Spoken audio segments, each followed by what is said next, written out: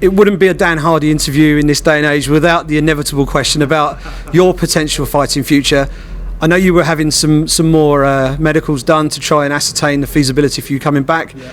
Is there anything you can tell us? Any update you can give us?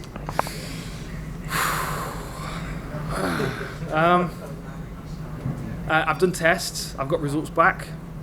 It looks very positive.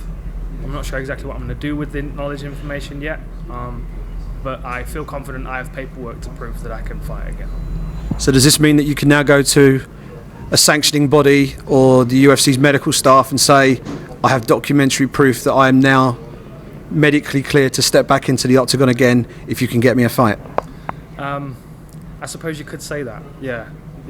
I mean, the UFC's changed a lot since I was fighting. Obviously, USADA's coming now, and there's a lot more restrictions and stipulations on stepping back into competition. So I need to cross all those bridges as well if I think about it, and if I think it's right for me. I mean, it's been 4 years since I've done training camp, so I've got to see how my body feels. I'm walking at 185. I feel strong. I feel lean. I feel better psychologically than I ever have in my career. But like I've said before, I'll reiterate, I'm not interested in belts or rankings. If I'm stepping back in, it's going to be a big fight. I'll step in, I'll have a good war, and then I'll step away and back into commentary. Because honestly, I think I'm more valuable to the sport in the role that I'm doing now.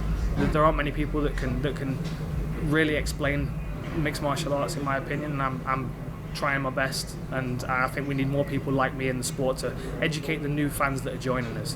I mean, like just the other day, I had a kid come up to me and he said, "You're the UFC analyst. You've never seen me fight before." So times have changed since I was fighting, and I've got to take that into account. And I've got to, if I do fight again, I've got to make sure it's the right opponent. I don't want to fight some up and coming kid like Mickey Gall. It makes no sense. So if the opportunity arises to fight somebody that whets my appetite, then that's what I'll do. I've got my last 100 English pounds in my pocket. I'm going to the bookmaker, and they're offering me odds on Dan Hardy having fought in the UFC by this time next year. Do I put my money on?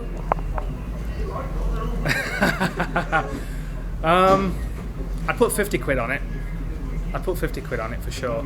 I'd put 100 on it if you said by the end of next year, because there are a lot of bridges that have got to cross first. I mean, I'm in a different role with the UFC now, and I do have to realistically look at the position I'm in. I have a responsibility to the sport now, and especially not to send out silly tweets and that kind of thing. So, I'm in an important position right now, and I can't neglect that for my own selfish reasons. I wanted to fight as much as I do want to fight.